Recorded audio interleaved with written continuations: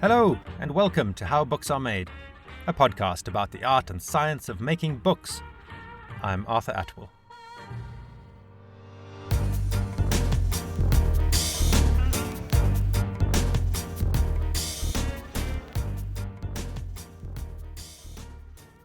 It's been a long time now since ebooks became a big part of publishing. Even though print books are still where most of the money is, if you consider the size of Amazon Kindle, Apple iBooks, and thousands of smaller ebook stores, it's a pretty big marketplace. And what if I told you that that entire marketplace depends, at its core, on the volunteer work of about a dozen people?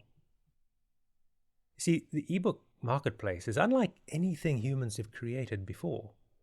You have thousands and thousands of publishers creating what are just tiny pieces of software incredibly cheaply and uploading millions of them for sale.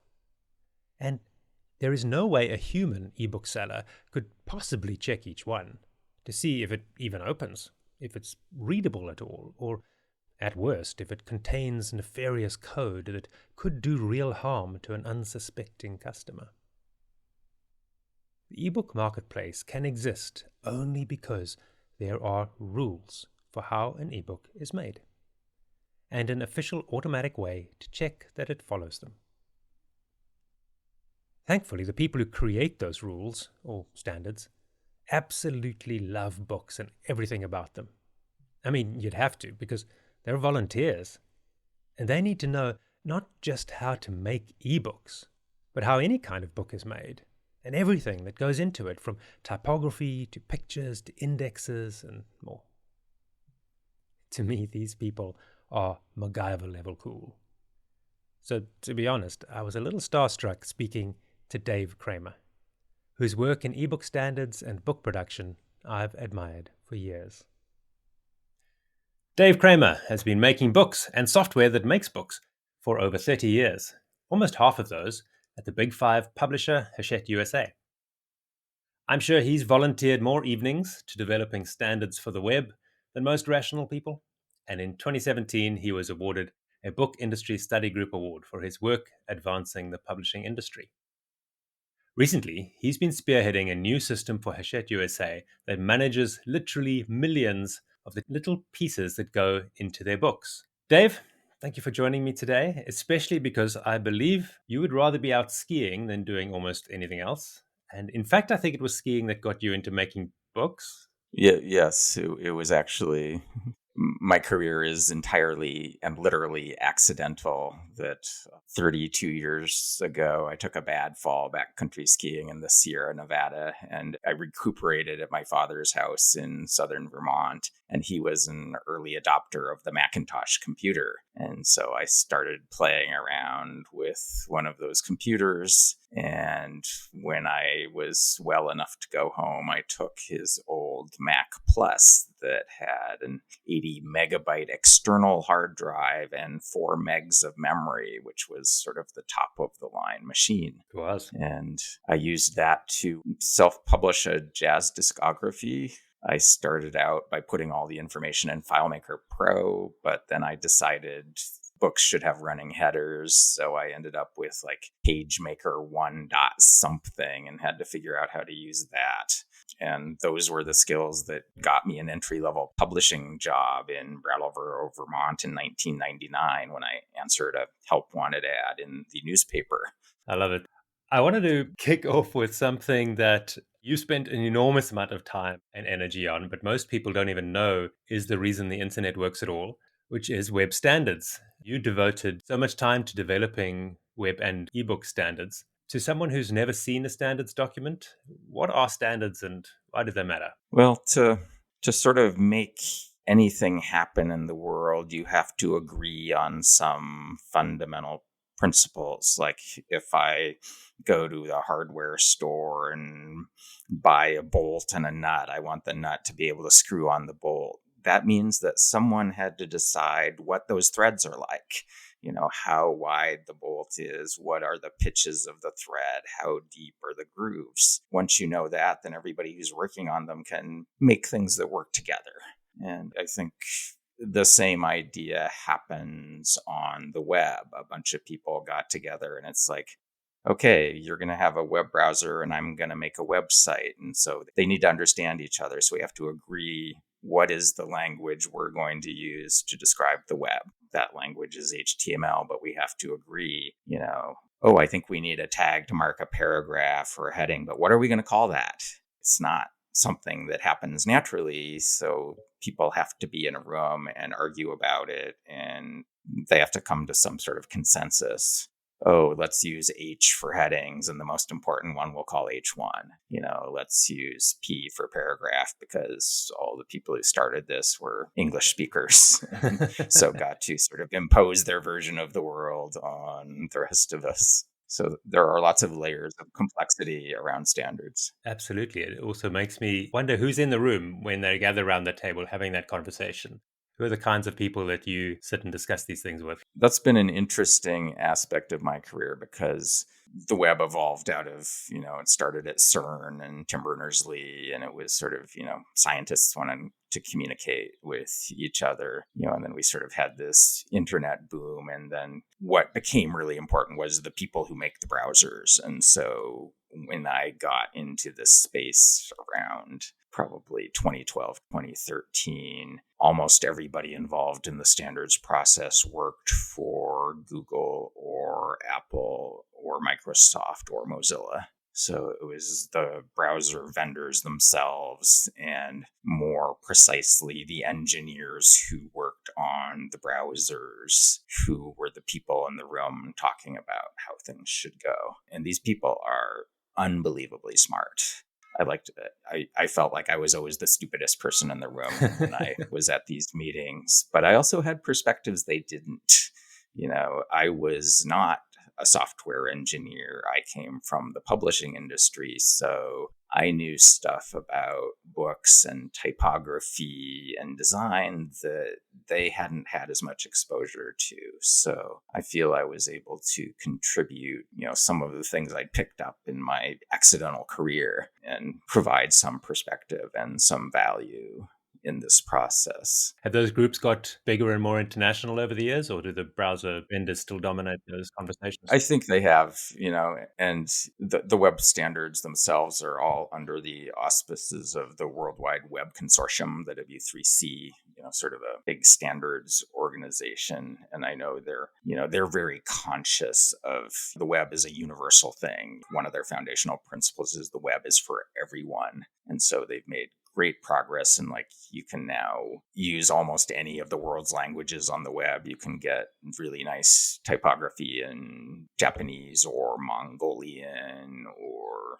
Tamil or something like that. So there's been a lot of effort in those directions, but also in trying to bring in a wider group of people to actually work on things. Yeah. That's a huge challenge because we're volunteers, but we have our employers have to let us spend time working on this. And there's historically been a lot of international travel to go to these meetings, and it takes a lot of resources to make things happen. And so I think that's kind of an ongoing issue of how to broaden the base of participation and how to find ways to have more people contribute who, don't spend their days writing C++. Are there particular standards projects that you're especially proud of being part of? I feel like I was just astoundingly lucky to be able to spend quite a few years in the CSS working group, which I found to be a remarkable group of people, super smart, but they were also super welcoming, and they really, really cared about the web and about making it as good as possible. I don't think my contributions were huge, but I tried to bring drop caps to the web, and Apple ended up doing a really simple implementation.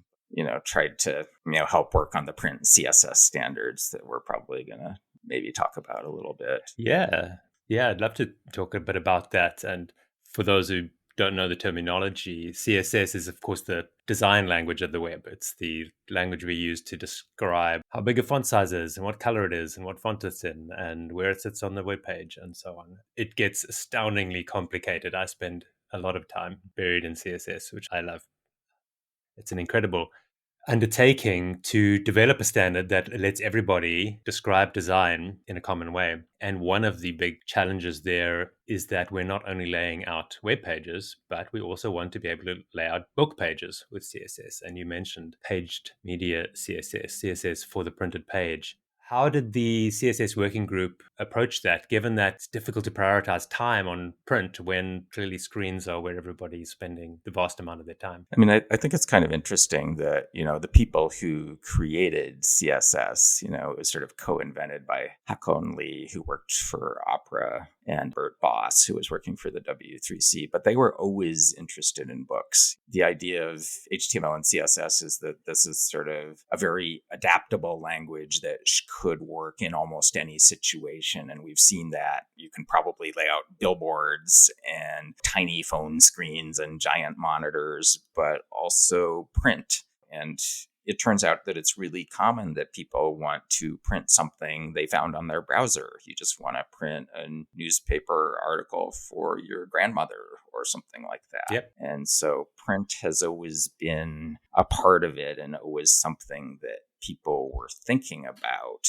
but it was mostly happening on a pretty simple level. I think book typography is an art and a craft that has developed over the past 500 years. And so there's a lot of refinement in how to make text beautiful and, more importantly, easy to read so that it disappears and you become immersed in the story or whatever you learn. So there's a lot of subtlety there. I feel like part of my mission was to try to at least make people aware of some of those subtleties and see, could we adapt the existing machinery of HTML and CSS to serve these other uses? Absolutely. And perhaps, hopefully, at some stage, we'll have consistent drop caps across the web. It's not impossible.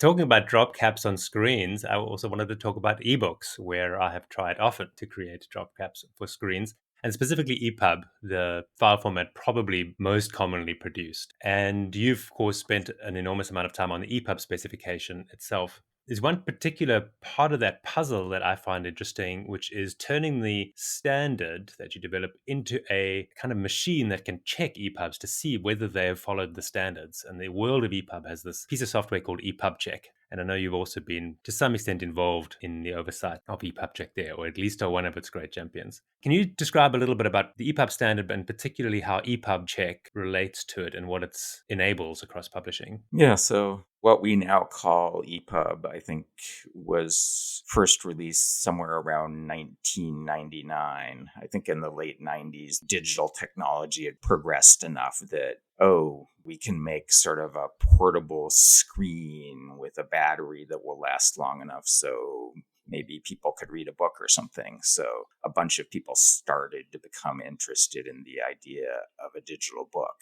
And some of those people got together. It's like books are published by so many different organizations. And so you want everybody doing the same thing so that your device can display books from publishers in the US and England and France and South Africa and everywhere. You need a standard. You need people to agree on how to prepare a book so that it will work on all these devices. And so a group of people came together to do that. They decided, well, this HTML thing looks pretty cool. That will be the foundation. This is how we make the content. We also need to layer on a little bit more information. A book is a very sequential thing. Chapter 1 and then chapter 2 and then chapter 3. So they needed to figure out a way to list, here's all the files we need for the book. Here's what order they go in. Here's some metadata so you can organize your books by the author's name or the title or the subject. So they come up with this standard. It was the Open eBook Forum, so it was called OEB,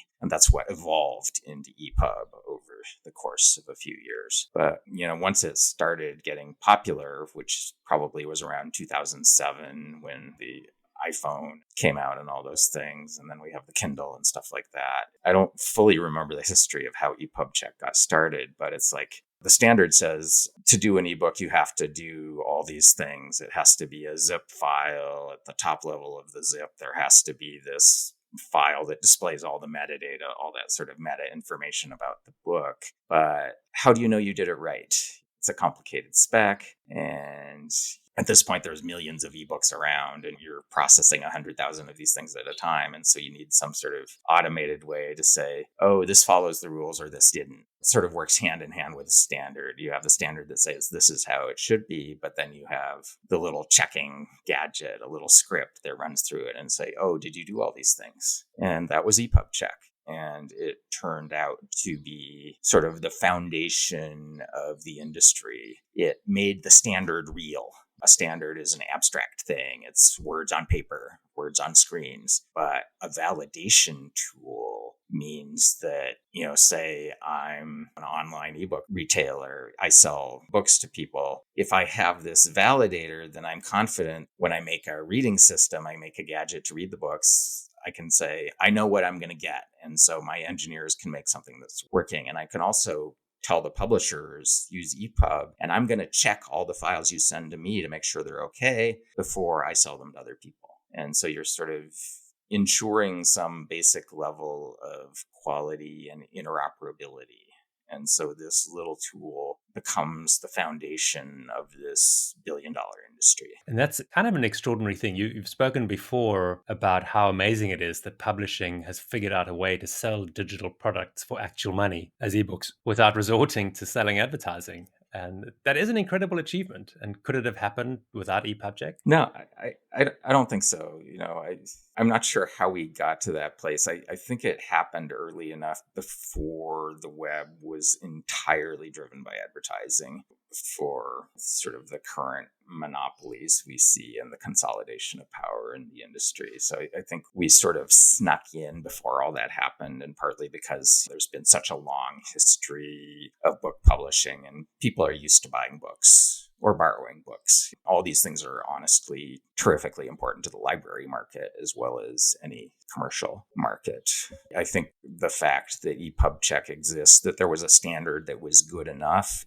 There were competing ebook standards along with EPUB in the early 2000s. There was a Palm format. There was Moby Pocket, this French company that ended up being bought by Amazon and became the heart of the Kindle. We used to make 6 different files for each ebook we published, which was not fun and a lot of work. And yeah, it was a mess. And I think Hachette was the first company that says when EPUB came out in 2007, it's like, okay, we are only going to send one kind of file to everybody. And so I think we helped create that situation where EPUB became the universal standard. Yeah, for a while, it really wasn't definite. It wasn't for sure that EPUB would be the universal standard. I remember somewhere around 2007 and 2008, I had a Google alert. So I got a little notification from Google every time the word EPUB popped up on the internet. And I would only get 4 or 5 alerts a day.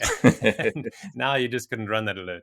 Talking about creating 6 separate files for every release, I wanted to talk a little bit about what it takes to make an ebook. I mean, you and I have been making print books and ebooks for many years. For someone who has never made an ebook before, how would you describe the key differences between converting a print file to an ebook, for instance, from InDesign, versus creating an ebook in a digital-first system where an ebook is output alongside a print book? What are the big differences there?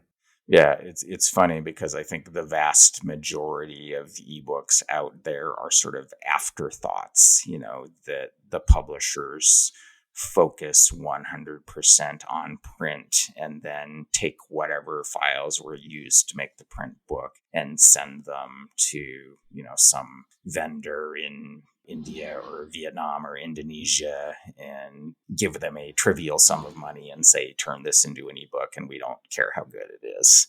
I think historically that's been the way that the industry has worked. And I think especially in the early days of ebooks, the quality was atrocious because of that process and because nobody cared. I had always been trying to do things differently right from the start. I had something of a visionary boss at Hachette, Phil Maddens, who's also worked in various kinds of standards a lot. And he got us into XML really early, this sort of cousin of the HTML we use on the web, which was except you can sort of customize the language for whatever content you're trying to describe. So we saved XML for all our books. So we had the content of the book in this sort of universal format that we could then do anything with. And so we could write tools that took that XML and turned it into really clean ebooks because the starting format focused on the content and not the presentation. InDesign is something that's entirely focused on what it looks like on the page. The central concept of InDesign is the spread. And that's not something that exists in an ebook. That's not something that authors think about either. They write chapters and paragraphs. And so if we have a digital format that also speaks that language, that's chapters and paragraphs and headings, and then we can sort of capture as much of the author's intent as we can. And that makes all this downstream processing that much more efficient and accurate. Over time at Hachette, that early XML experimentation and systems building, am I right, became a production tool called Dante, which could produce print books and ebooks at the same time? Yeah, I mentioned some of the advantages of having this XML format, that you had the content of the book described in this content-centric way rather than designed towards the particular print presentation. And so we said, what if we use that idea not only to make ebooks, but to make print books too? We're sort of centering the author's words and then saying, okay, let them write this way, and then we'll turn it into different presentational formats based on the needs of those formats. And so this is also treating digital as the equal of print. They're sort of siblings rather than the print being the parent and then everything else drives from there. This turned out to be an incredibly useful idea in the kind of publishing we do because, I work for this trade publisher. I describe it as the kind of books you buy in bookstores. It's commercial fiction and nonfiction, but we might create 6 editions of the same content. There'll be a hardcover book, a trade paperback, a large print edition, a mass market edition, an international edition, so on and so forth. So we have the same content with different design. But that's exactly what the web was designed to do with HTML and CSS. HTML is the content, CSS is the design. So use one HTML source and then have a different style sheet for the ebook, a different style sheet for the hardcover, a different style sheet for the large print edition. This is how HTML was designed to work. This was the promise of all those XML workflows that were famous in the early part of the 21st century. This was single source publishing. This was the separation of content and design. And we made it work really beautifully in print publishing.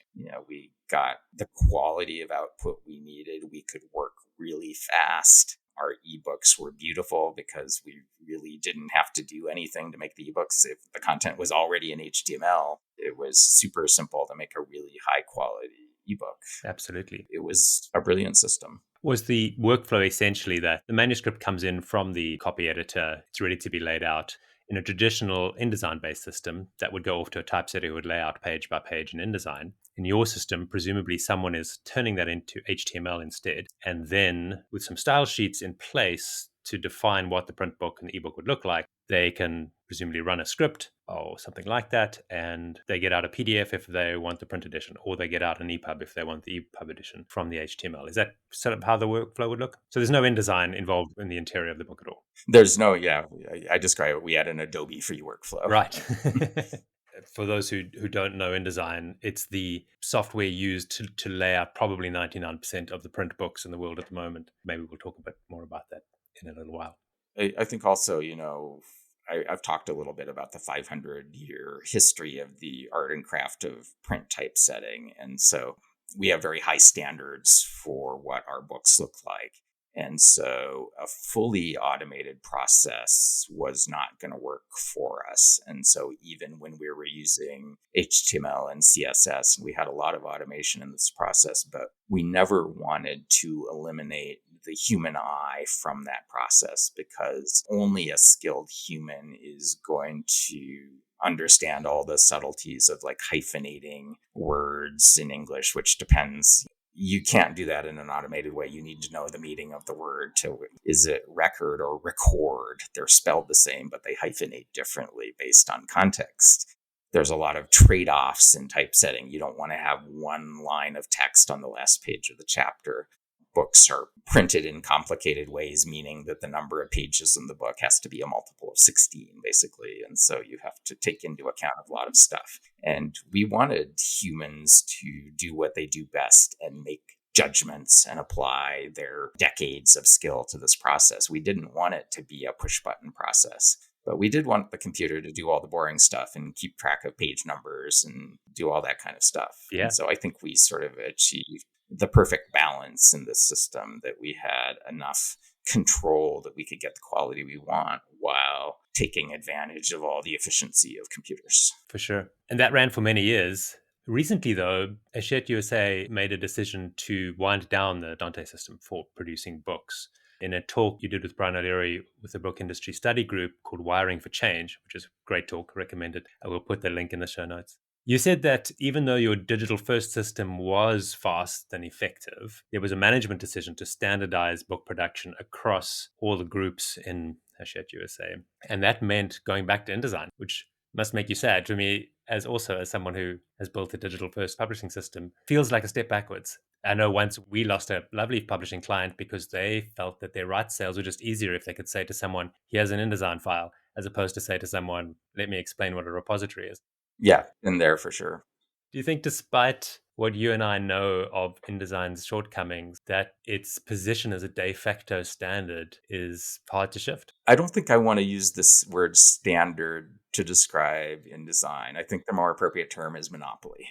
It has achieved a dominant position in the market because there are no alternatives. That's different from a bunch of people coming together to agree to do things in a certain way. This was not consensus. This was sort of market power. But I can see why these decisions are made.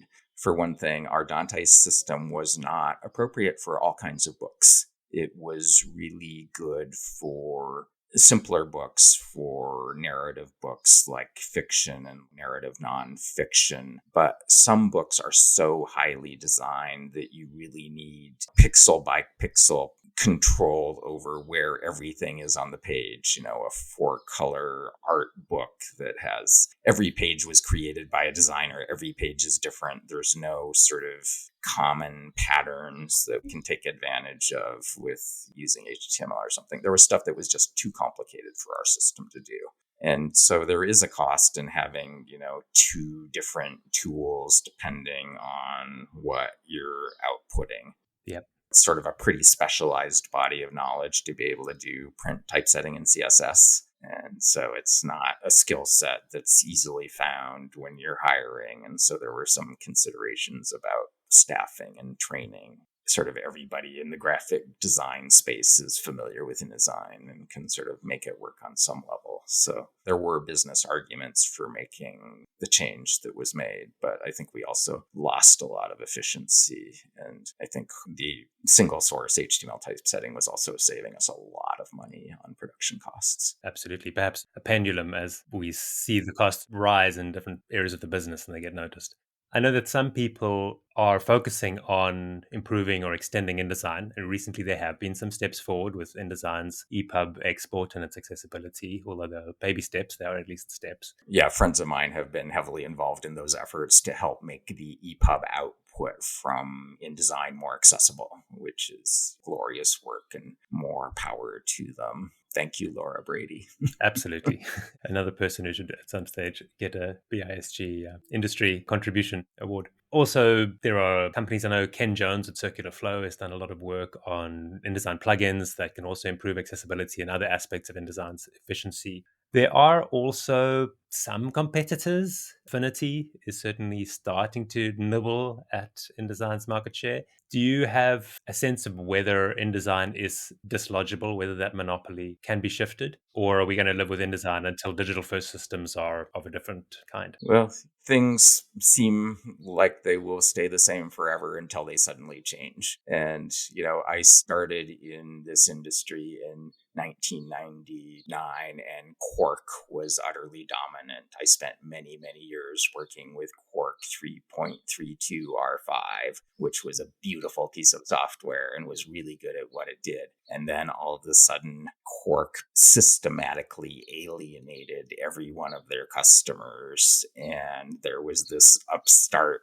Adobe product, InDesign 1.0, which was terrible, but Adobe was better at some of the business aspects of this. And then the product started improving rapidly, and all of a sudden, nobody used Quark anymore. It did feel sudden. Yeah, there was this sudden switch, something that was universal. All of a sudden, it's like, nobody younger than a certain age has even heard of Quark now. Yeah. So change is definitely possible. Companies should try to care for their users. This is my advice to Adobe.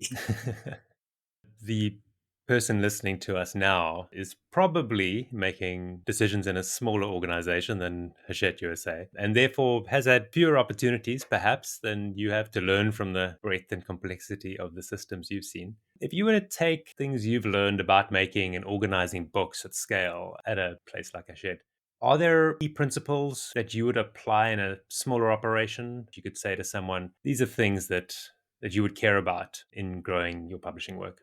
I think we've touched on some of that throughout the conversation, this idea of standards. It's like, try to follow the standards. EPUB is universal. And so if you want to sell EPUBs, think about tools that are going to create clean, accessible EPUBs. Take EPUB checks seriously. And also there's sort of an extension of that called ACE. That's an accessibility checker. It doesn't just check the foundations that it follows the standard, but it also checks against best practices for accessibility. And that's becoming more and more important as, the EU accessibility requirements come into effect next year. And so I think everybody who wants to sell books in Europe needs to know about this stuff.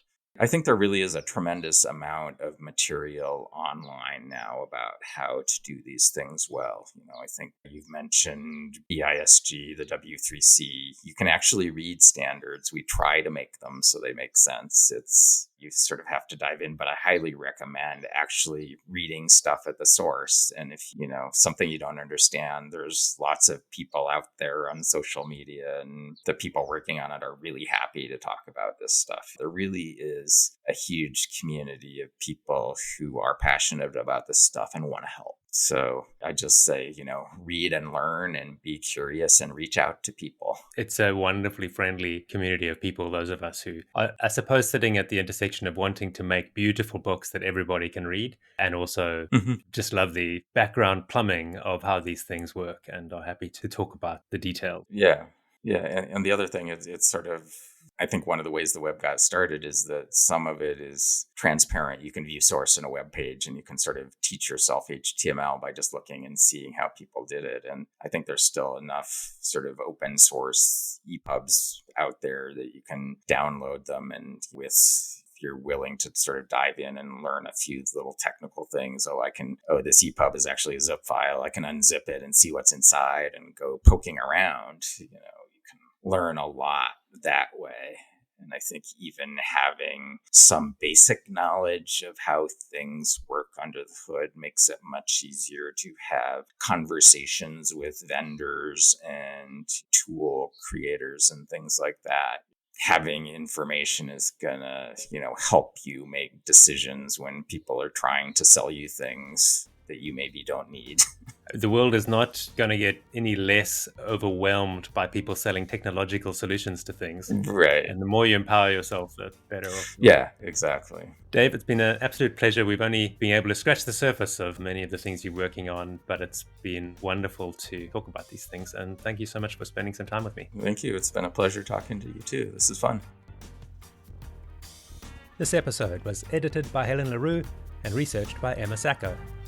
How Books Are Made is supported by Electric Bookworks, where we develop and design books for organizations around the world. You can find us online at electricbookworks.com.